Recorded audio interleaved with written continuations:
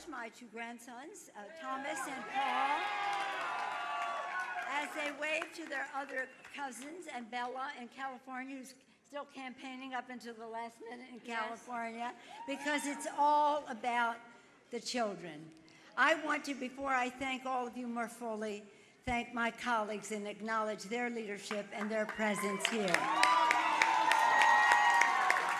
Our distinguished whip from Maryland, Steny Hoyer.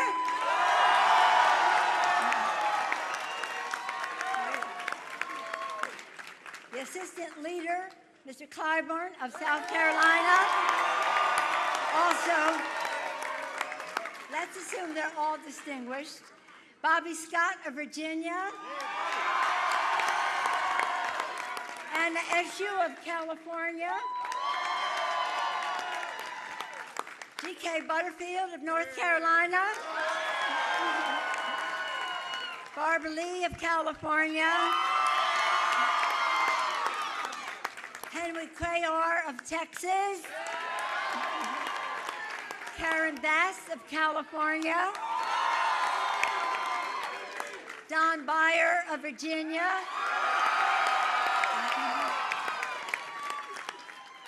And Brendan Boyle of Pennsylvania. We all join in thanking all of you. Many of you are our VIPs, our real VIPs, our volunteers in politics. The women and men who've mobilized in historic numbers, who saw what this GOP Congress was doing and refused to stand still. Every call you made, every door you knocked, every text you sent, every conversation you had made the difference between winning and losing in this election. Thanks to you, we owned the ground. Thanks to you. Thanks to you, tomorrow will be a new day in America. Remember this feeling, know the power to win. And almost all congratulations to those dynamic, diverse, incredible candidates who have taken back the House for the American people. Let us salute all of our candidates. All of our candidates. Today is more than about Democrats and Republicans. It's about restoring the Constitution's checks and balances to the Trump administration. It's about stopping the GOP and Mitch McConnell's assaults on Medicare, Medicaid, the Affordable Care Act, and the health care of 130 million Americans living with pre-existing medical conditions. Let's hear it more for pre-existing medical conditions. It's about ending wealthy special interest free reign over Washington, but more than anything, it's about what a new Democratic majority will mean in the lives of hardworking Americans. That's what it's about. Democrats pledge a Congress that works for the people, for the people. Lower the cost of health care by lowering the cost of prescription drugs. Raise workers' wages with strong economic growth by rebuilding the infrastructure of America. Clean up corruption to make Washington work for all Americans. We will take real, very, very strong legislative action to negotiate down the price control of prescription drugs that is burdening seniors and families across America. We will deliver a transformational investment in America's infrastructure to create more good-paying jobs, rebuilding our roads, bridges, schools, water systems, broadband networks, and schools and housing, and beyond. We will drain the swamp of dark interest money in our elections, because when we do, Americans have greater confidence in everything their Congress works on, from health care to taxes to guns to clean air and clean water for our children, when they know that the people's interest will prevail, not the dark special interest. In stark contrast to the GOP Congress, the Democratic Congress will be led with transparency and openness so that the public can see what's happening and how it affects them and that they can weigh in. with the members of Congress and with the President of the United States. We will have accountability, and we will strive for bipartisanship with fairness on all sides. We will have a responsibility to find our common ground where we can, stand our ground where we can't, but we must try. We have a bipartisan marketplace of ideas that makes our democracy strong. A Democratic Congress will work for solutions that bring us together because we have all had enough of division.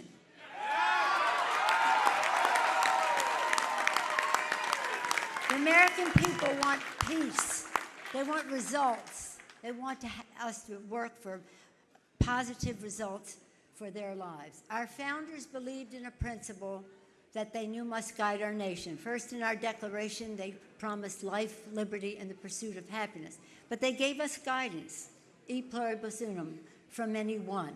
The founders could never have imagined how vast our country would become, how many we would be, how different we would be from each other. But they knew we had to be one. Unity. Unity for our country. And that today the American people have spoken to restore that vision. With this new Democratic majority, we will honor the vision of our founders for a country having a legitimate debate, but remembering that we are one country. We'll honor the sacrifices of our men and women in uniform and their families who have made us the land of the free and the home of the brave. To build a better future worthy of their sacrifice. And we must honor and respect the aspirations of our children. Elections are about the future and what we do for our children's future. So thank you all for making the future better for all of America's children. God bless you. God bless America. Thank you all very much.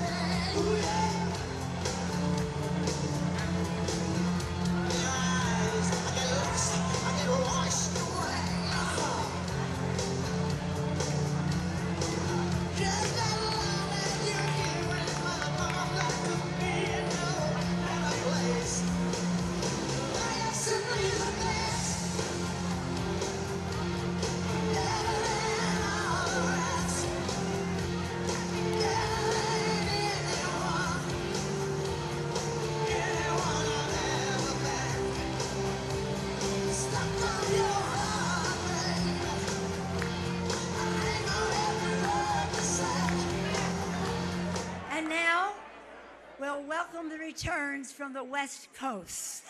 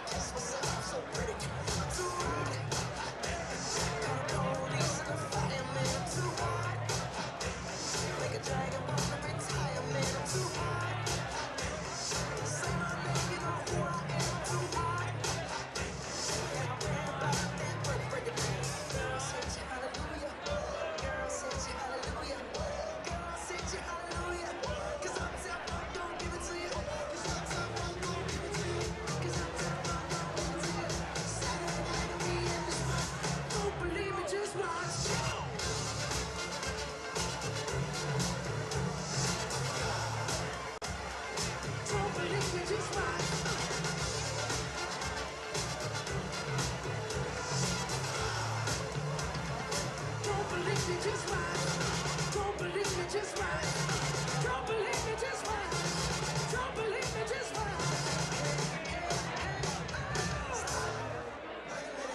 Fill my cup, put some nigga in it.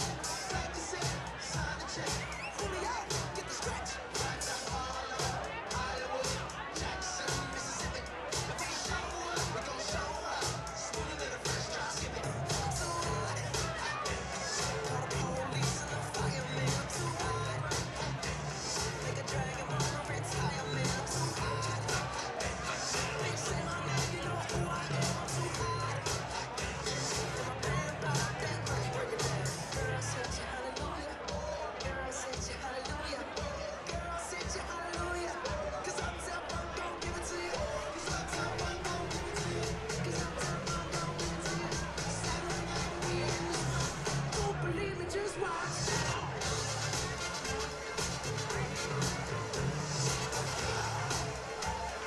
Don't believe me, just watch.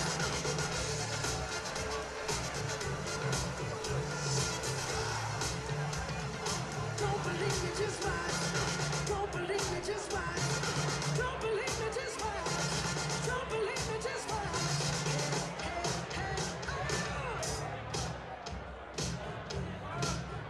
Before we leave,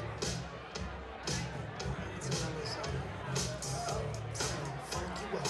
Uptown, funk you up. Uptown, funk you up. Uptown, funk you up. I said, Uptown, funk you up. Uptown, funk you up. Uptown, funk you up. Uptown, funk you up. Dance, jump on it. If you say it and feel it. If you freak dead and own it. Don't brag about it. Come show it.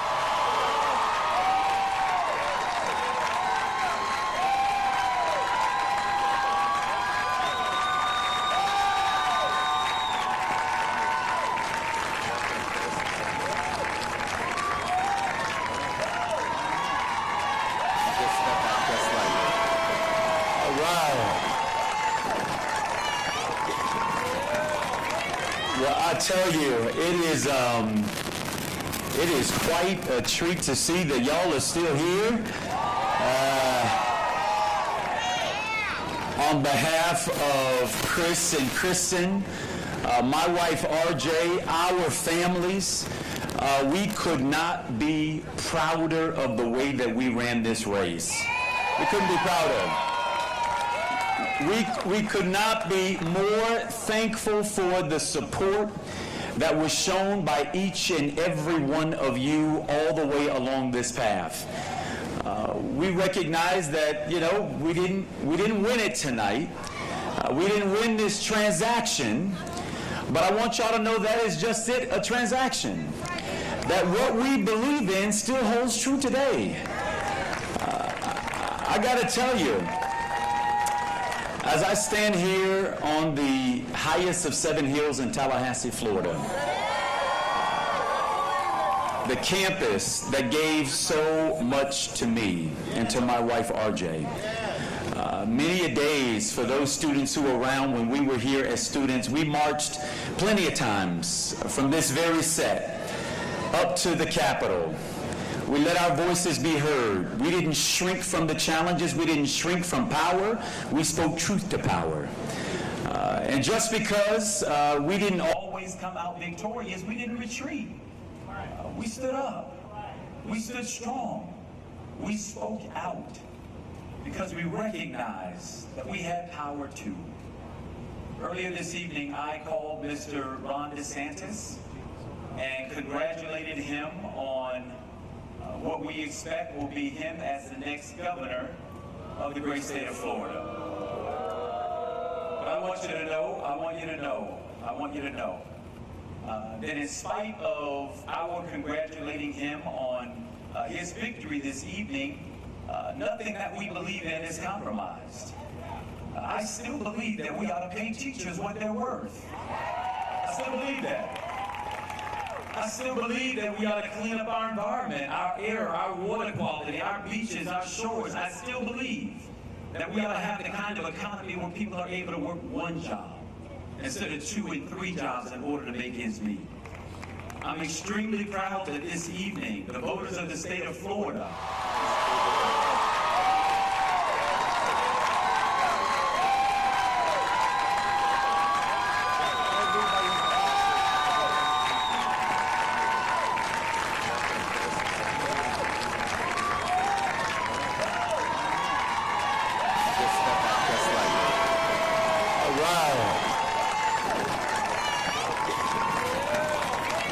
Well, I tell you, it is quite a treat to see that y'all are still here. On behalf of Chris and Kristen, my wife RJ, our families, we could not be prouder of the way that we ran this race. We couldn't be prouder. We could not be more thankful for the support that was shown by each and every one of you all the way along this path. We recognize that, you know, we didn't win it tonight. We didn't win this transaction, but I want y'all to know that is just it, a transaction. That what we believe in still holds true today. I gotta tell you, as I stand here on the highest of 7 hills in Tallahassee, Florida, the campus that gave so much to me and to my wife RJ. Many a days for those students who were around when we were here as students, we marched plenty of times from this very set up to the Capitol. We let our voices be heard. We didn't shrink from the challenges. We didn't shrink from power. We spoke truth to power. And just because we didn't always come out victorious, we didn't retreat. We stood up. We stood strong. We spoke out because we recognized that we had power too. I want to thank Vice President. Earlier this evening, I called Mr. Ron DeSantis and congratulated him on what we expect will be him as the next governor of the great state of Florida. I want to thank former Governor Jeb Bush. But I want you to know that in spite of our congratulating him on his victory this evening, nothing that we believe in is compromised. I still believe that we ought to pay teachers what they're worth. I still believe that. I want to thank everybody. I still believe that we ought to clean up our environment, our air, our water quality, our beaches, our shores. I still believe that we ought to have the kind of economy where people are able to work one job instead of 2 and 3 jobs in order to make ends meet. I'm extremely proud that this evening the voters of the state of Florida decided to pass Amendment 4. Proud about that. That is just one step closer to getting us where it is that we need to be as a state. Y'all, I want to encourage you not to give up. I want to encourage you to stick to the fight. I want you to know that every step of this way, even though I won't have the blessing of serving as the next governor of the state of Florida, I still plan to be on the front lines right alongside every single one of you when it comes to standing up for what it is that we believe in. As I said all along the campaign trail, power sees nothing without a demand. It never has and it never will.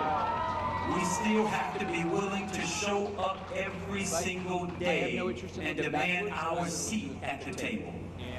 We got to be willing, inside of elections and outside of elections, to say that our voices still matter, that we still have relevance. I still believe and I still trust the voters.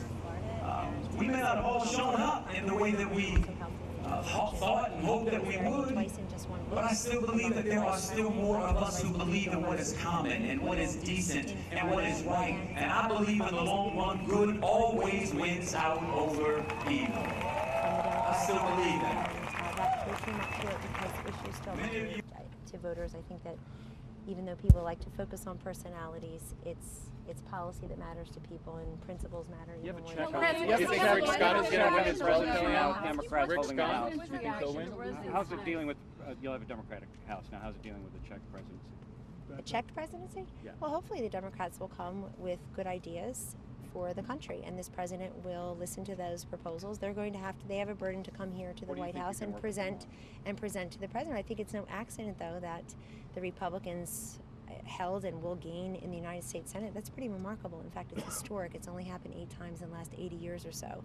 So the fact that Republicans will gain more tonight is a real testament to the fact that many voters want their statewide officials to be people who will continue to have this economic boom going, are voting in favor of freedom and free markets.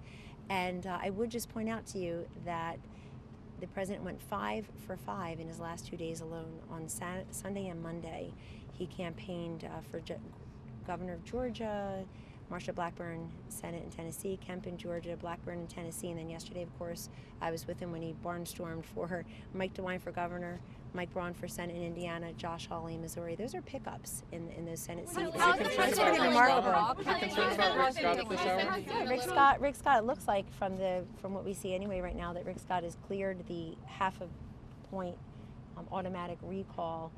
But I saw, as I was coming out here 15 minutes ago, it was too close to call, but obviously he's ahead as well. And that's a pretty big pickup. Bill Nelson, a long-time incumbent. But I think it's also a message to incumbents. You have to campaign, you have to connect with the voters. It's just amazing. Well, they're still going. I mean, you know the president, he's still sitting there. No, better than that. I love popcorn. He has spoken to several people. I've been there. He has spoken to several people. He's still there. He and the First Lady are right there, front and center, flanked by family and friends and senior advisors and some others. It's been a pretty buoyant night there, and he's been calling. There are always surprises every election. I don't want to comment on who he's called on either side. I'm not going to comment. The cheer that we just heard for DeSantis?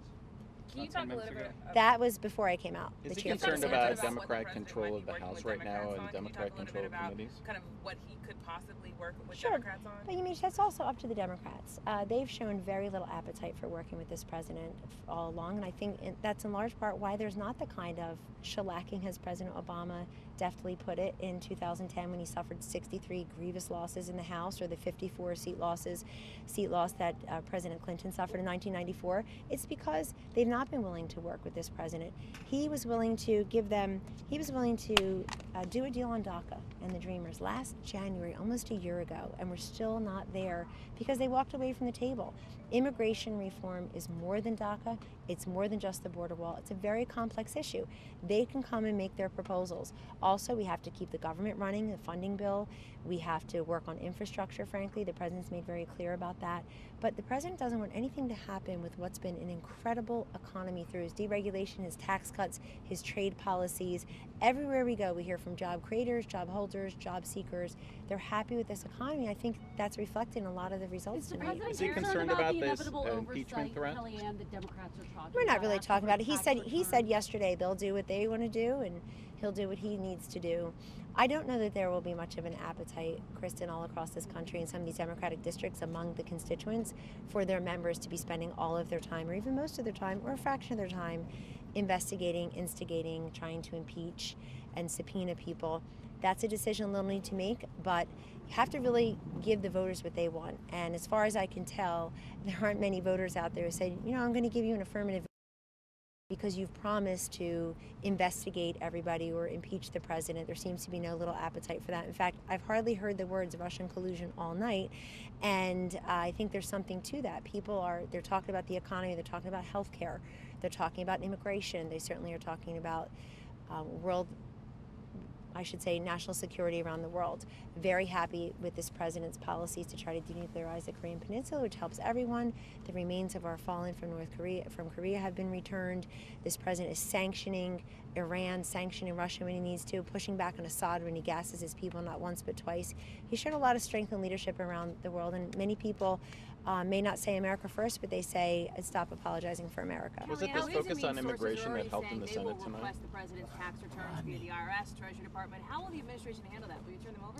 Well, we'll talk to the lawyers about that, Hallie. We'll see what happens. But again, if that's the first order of business, then you're going to have to ask the Democrats the question you just asked me, which is where do you think you can work with the president and with the White House on behalf of this country? We're willing to do it, but that's also a question for them. How are you going to foster that kind of bipartisan sentiment from this administration to a Democratic House? Well, we've shown that we can. I mean, just 2 weeks ago, I know you didn't feel like covering much of it for reasons I don't understand, but just in the last week or two, the president signed into law the most comprehensive, historic, bipartisan legislation in America's history on any one drug crisis, and we got billions of dollars in new funding.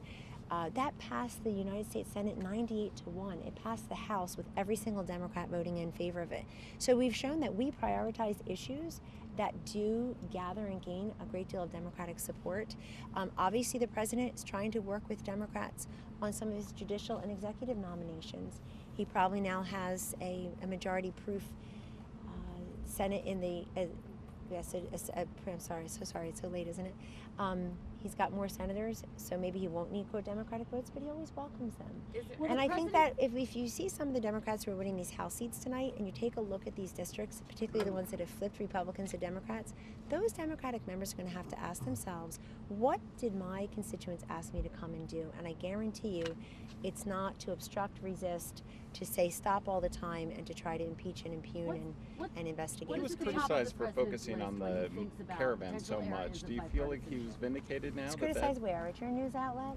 Where else was he criticized? He was criticized on several news outlets. Oh, media. Where else was he criticized? So are you saying that No. was the correct way to Answer your go? own question, because it's not a very good question. Where else was he criticized? Was you know, he's he been vindicated complimented in for. doing that?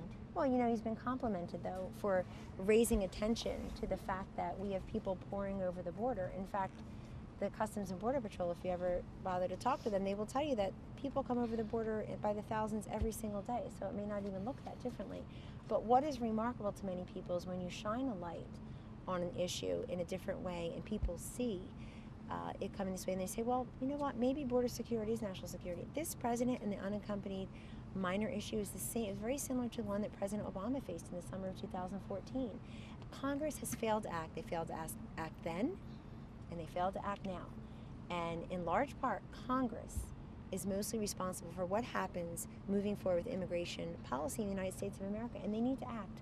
I don't think the president worries if he was vindicated or not about bringing attention to the caravan, but I think it's a major piece of news because people get to see what's happening. You've got Mexico, they've been terrific in trying to offer, third party, trying to offer a third safe country, trying to offer asylum to these individuals coming from the Northern Triangle countries, from Central America. Some of them are taking that, some of them are saying, no, we want to come to America. So I think it's all an education for everyone to continue to look at that and not always try to boil it down to sound bites. So look, folks, the fact that we're not talking about a shellacking tonight, the fact that it took till 11 p.m. for most of your networks and print outlets to say, oh, we see now that the House will go Democratic, really tells you a lot about the president, our president and my boss, how he doesn't repeat trends, he tends to make them. He doesn't repeat history, he tends to defy it. And it's pretty remarkable and historic, yet again, 2 years later, after he made history in an enormous way, that we're picking up in the United States Senate among entrenched incumbents who are very popular at home, like Bill Nelson in Florida, if in fact that continues to go Rick Scott's way. But certainly Joe Donnelly in Indiana, certainly a place where President Obama went and campaigned with him just this weekend to Gary, Indiana, and certainly Claire McCaskill in Missouri. Is there any regret, though, with the ad that was deemed too racist by Fox News, NBC, CNN? That's a campaign ad. But you always are asking me about things that you never focus respectfully. Let's focus on what just happened tonight, which is voters responded, and I respect the will of the American people. We have not discussed that ad at all tonight. What about 2020? Is this day one of the 2020 campaign tomorrow? Oh boy, Hallie, I think everybody needs a rest, don't they? Well, I mean, people Who's are going to talking Paris? about it.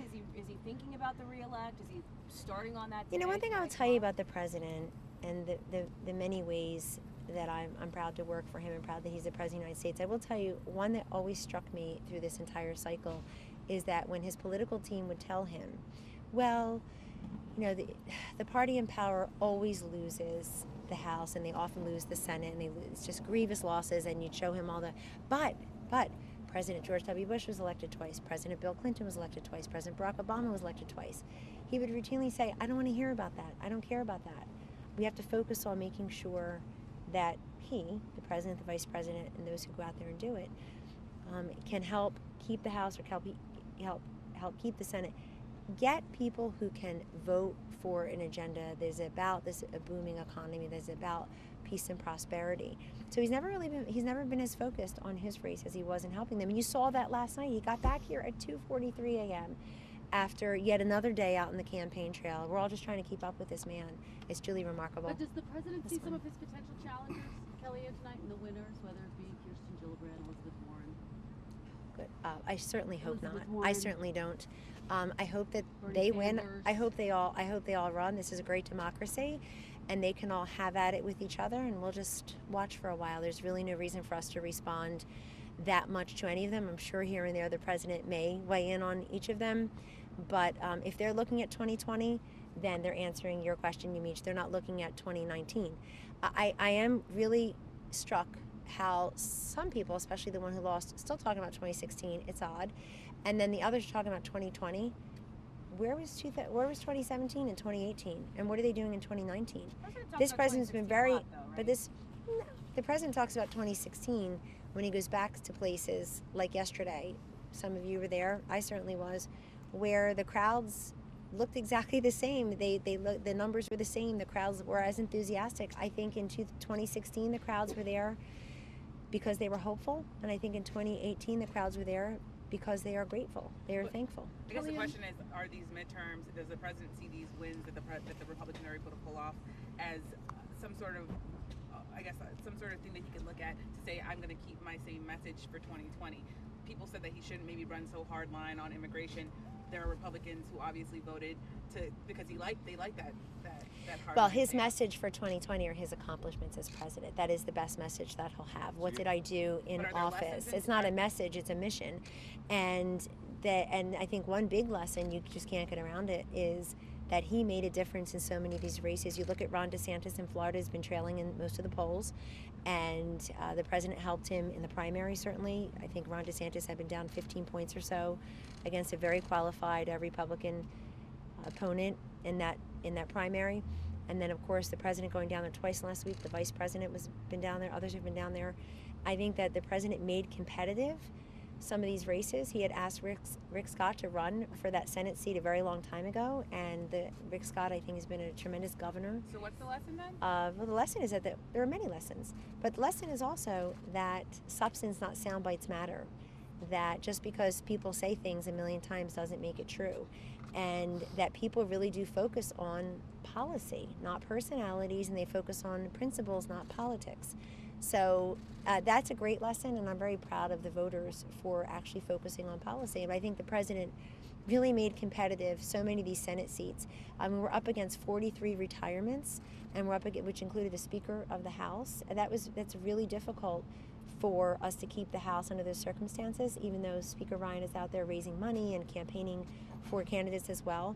So when you think about digging out of a hole like that from the beginning, 43 retirements, and the trends, the historical trends against you, and the president emerges with gains in the Senate and some key governor's races having been won, not all, but some, it's pretty remarkable. I think it's a testament to him showing up. What did the president mean about having a softer tone tonight? Was the president, how did the president react to the news as the returns came in tonight? What was his mood? Well, he's been there in the East Wing in the residence all night, and still is, and still is there watching the returns. He's been working the phones. He's been getting the returns from his war room, from a number of the people here working on that, talking to his senior team. His family is around him as well, and some friends. And he's been watching with great attention, and he will remember when they're going by the counties, or he'll look at the part of the state and say, we were just there, or I remember that in 2016, or isn't that where we went a couple weeks ago? And Andy Barr race early on, as I know all of you were watching it too, was a really big marker for the night, a great bellwether, because that is a race that the president specifically went in for 2 Saturdays ago. There was no senator or governor's race at the top of the ticket. It was specifically for Andy Barr in Kentucky. And the president, he's a game day player, but he also, and he's always, he's optimistically cautious, different than cautiously optimistic. And he's the last one to say, look who just won, until they call the race, because as a great deal maker throughout his career, he knows you can walk away from the table and lose the deal at the last minute. So he always waits until the votes are called, until the race is called, watching all of your networks and looking online. But pretty happy tonight with the results. Got the vice president and the second lady next to him as well, but the president and first lady have been there basically all night. I started seeing them around 8:15, and they're still there. What did he say to his supporters, Kellyanne, when he addressed them? Did he give a speech tonight? Did he devote? No, there's no speech. It's just a time to watch the returns, have people. What was his Oh, of course, we love to eat. What did he mean about having a softer tone? He said that was a regret yesterday, that he wished he had a softer tone. Well, he said he'd like to have a softer tone, but he really couldn't. It is necessary to have some sharp elbows once in a while, my words now, because of the way he's been treated. And a lot of the news, true news, it's been ignored in favor of opinion and punditry and an obsession with collusion, delusions, and palace intrigue and things that don't matter, but things that don't matter to the voters. Definitely, we just saw that yet again. I mean, you can still cover it if you want, but it turns out the voters really are focused on the issues. All the star power in Georgia and Florida, former presidents and former vice presidents and would-be presidents, so they think campaigning with these folks, they really came up short in places like Indiana and Georgia and Florida and Missouri, and certainly in some of these other races. And in Ohio, Mike DeWine is now the governor, and the president was there helping yesterday. So I think that's a very important lesson here as well. Members of the cabinet joined us tonight as well. Not all were able to. Some were traveling. Is the Attorney General here? I didn't see him, but that doesn't mean he wasn't there. I've been running back and forth. There was discussion after the midterms. He may leave. He may resign. We all serve at the pleasure of the president, me included. And no, I have no announcements ready. Of course I'm staying. I'm staying. Try as you have. Try as you have. I'm staying. Sorry? You talked about which is typical. Oh, I have no idea. I'm sure it's typical. I don't know. We haven't talked about that. We've been so focused on here. I'm sorry, when you talked about the president's supporters this week, you talked about hope. Can you talk about hope versus the message about the board caravan, which is more kind of a fear-based message? It's a fear-based message to you, to a lot of Americans. They looked at it and said, well, hold on. People have a right to come in here. In fact, we're the most generous nation in the world when it comes to immigrants. Some 33 million people have immigrated here, and they can do so legally. In fact, you can cross the border through one of the 26 ports of entry. It's those who are going between the ports of entry. And so people are welcome to come here, Mark, legally.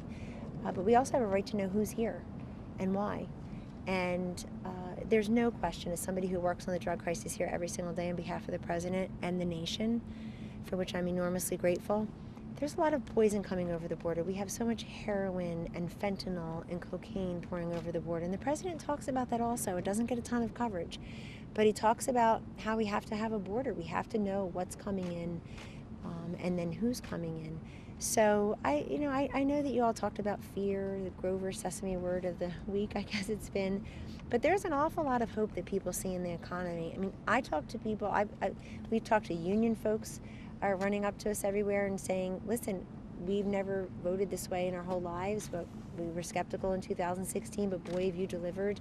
People don't just feel like they have job availability or job security. They feel like they have job mobility, that they can actually find a job closer to home if that fits their family's life, or they can find a job that has better benefits. The president said that wasn't exciting to talk about. It is, yes. He talks about it everywhere he goes. And we got you guys to talk about it recently because you were talking about that he wasn't talking about the great economy, should have been. So, psych, we got you to talk about the economy. Thank you. The president is going to speak about the election. Who is the president calling? I'm not going to talk about who he's calling. He'll tell you in due time. Can you work with which other family members? Of course I'll work with Senator Romney. He endorsed him. The president endorsed Senator Romney. So of course he can work with him. Who else was at the celebration tonight besides the First Lady and the cabinet? Well, I don't know what's been made public. Yes, family members are there. I don't know if any photos have been released, so I don't want to. Is he going to hold the traditional news conference tomorrow? His children were there. I'm not going to talk about that either. Has he called Ron DeSantis to congratulate him? I won't talk about who he's talked to tonight, but he has made several calls and received many calls, and basically has been right where he's been the whole time, reminding me a lot of 2016, where he and the vice president sitting right there watching the returns on many different screens, taking calls, receiving information inputs from staff about what's happening, what we see, what networks are calling what. So there are always some surprises in every election, but I think the surprise here really is that, yet again, Donald J. Trump defies history, defies the trends, bucks the trends, makes trends of his own. We only had 8 Senate seats for the party in power over the last 80 years or so in the midterms, and we have at least 9, 10, and 11 tonight, it looks like. So we'll see. The seats in the West still need to be called, Nevada, Arizona, and the like. But I think he's looking really good, and the president knows he's going to have to work with the Democratic Congress, but they're going to have to work with him. And we'll see who they elect as leaders. It's not lost on me that 30, 40, I lost count, but dozens of Democrats running for the House of Representatives vowed that they would not vote for Nancy Pelosi as Speaker. We'll see if they keep that promise, or if they go back to her, who of course was a 2-term Speaker until she lost the speakership and everything else, and they lost most of everything else in 2010. Is he prepared to work with her? Certainly he'll work with her. He's tried here. I've seen her here a couple times, a time or two, haven't you? Can you give us a sense how many calls? But look, what there's an appetite for in San Francisco is not always an appetite anywhere else in the country. If she thinks that all the U.S. citizens all across this country have an appetite for indictments and impeachments and subpoenas, there are a lot of members, new members, Democratic members, who I suspect will have a different idea, and then some Democratic House members who have survived this midterm election but know that they have to face the voters back home and explain why they voted against a tax cut a year ago that has brought bonuses or raises or both to 8 million Americans, an economic boom, these low unemployment rates among African Americans and Asian Americans, Hispanic Americans, women 64-year low. And I know many people here maybe didn't think it was important to women tonight that we have 65-year low unemployment rate among women, but boy, did it matter to them in some of these races. Do you think you can get a second round of tax cuts passed with the Democratic House? Yeah, what'd you have to eat? Do you think you can get another Me? Steak?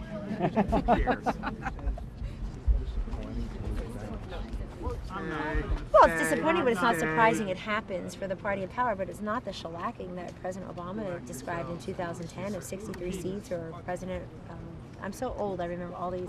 So President Clinton, after 1994, a contract with America, he said, hey, I'm still relevant. So it may be disappointing, but it's not surprising. Subpoenas, oversight, all this Well, that would be disappointing too. I mean, the president said yesterday, they'll do what they want to do and he'll do what he has to do. But so far nothing has stopped the president from moving forward with the agenda for America, and he will continue to fight for that. He thinks there are still more economic gains to make, growth rates to increase, unemployment rates to lower. We know that not everybody is prospering yet, but pretty much everyone, and he's been made very clear there's always more deregulation. He's going back for another foreign trip in 3 days, less than 3 days, and he'll continue to do that as well. Can you give us the Last top one. area of bipartisanship that he's going to pursue?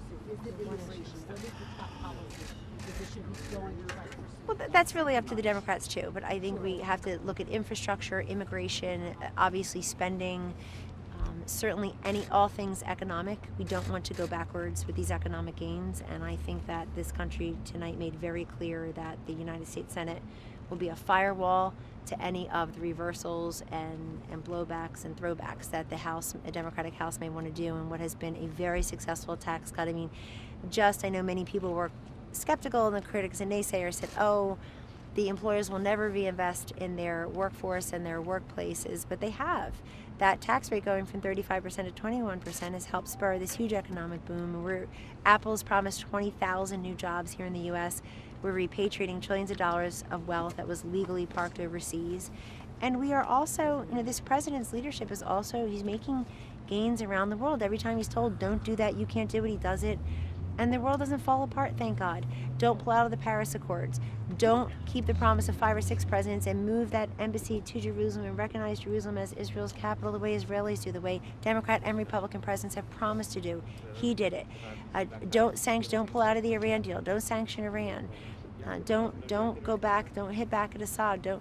And he just don't do the tax cut. He keeps doing it, not just to say, oh, gee, I can do it, but because he believes it's the right thing to do. And there's a great deal of peace and prosperity, and I think tonight, particularly in these statewide races, you saw many of the voters respond in kind. A lot of powerful and otherwise popular incumbents back at home lost tonight in their statewide re-election races. And I think that candidates and campaigns matter, and it's my very polite but firm forewarning to some of the Republican consultants in these races who've probably made a gazillion dollars this year. Congratulations to you. Before you want to blame the president and the White House in your blind quotes, remember that he was out there for many, many folks. Other folks didn't want him to campaign with them. Many of them lost tonight, I would note.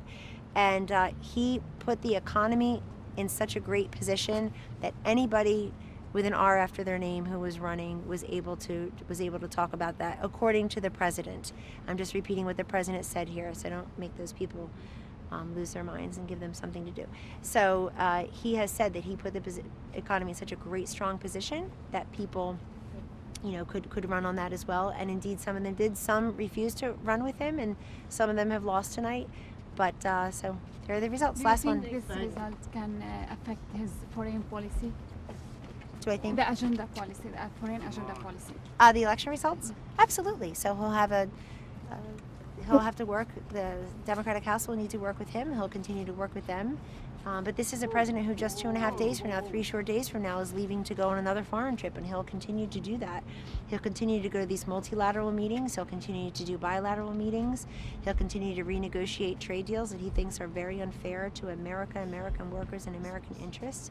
And America first does not mean America alone, but it does indeed mean that national security and economic security, border security all go together, and that this president, don't count on him backing down on any of that, because he believes that to protect America as a country, American interest, Americans and American workers, he needs to have a very strong military, a very well-funded military, that we are a sovereign nation in need of physical borders. We have spent so much money over the years helping other countries protect their own borders, and it's high time we did it here. Many voters agree. Thank you all. Kelly, is there a plan to deal with all these investigations, the tax returns and everything else? The president said yesterday that we would have to do is every time we post. But if you think that's a priority out of tonight, I mean, you're not taking appetite for that, except Wasn't there a pretty big repudiation though in those suburban swing districts, all the immigration rhetoric though? they were talking about investigation.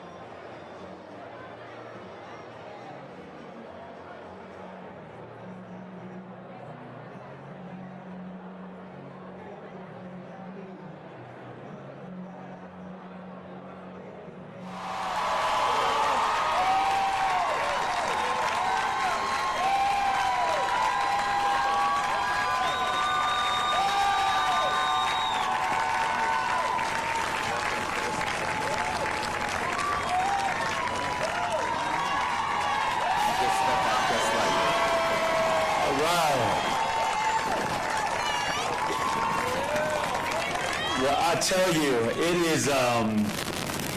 is quite a treat to see that y'all are still here. On behalf of Chris and Kristen, my wife RJ, our families, we could not be prouder of the way that we ran this race. We couldn't be prouder. We could not be more thankful for the support that was shown by each and every one of you all the way along this path. We recognize that, you know, we didn't win it tonight. We didn't win this transaction, but I want y'all to know that is just it, a transaction. That what we believe in still holds true today. I got to tell you, as I stand here on the highest of 7 hills in Tallahassee, Florida,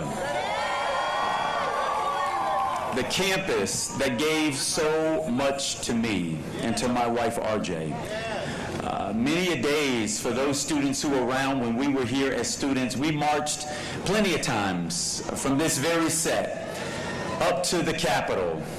We let our voices be heard. We didn't shrink from the challenges. We didn't shrink from power. We spoke truth to power. And just because we didn't always come out victorious, we didn't retreat. We stood up. We stood strong. We spoke out because we recognized that we had power too. Earlier this evening, I called Mr. Ron DeSantis and congratulated him on what we expect will be him as the next governor of the great state of Florida. But I want you to know that in spite of our congratulating him on his victory this evening, nothing that we believe in is compromised. I still believe that we ought to pay teachers what they're worth. I still believe that.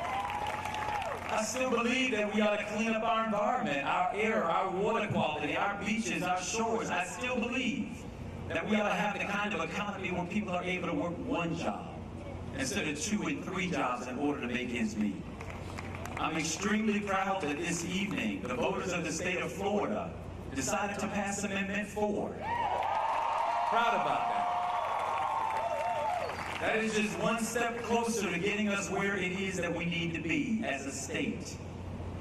Y'all, I want to encourage you not to give up.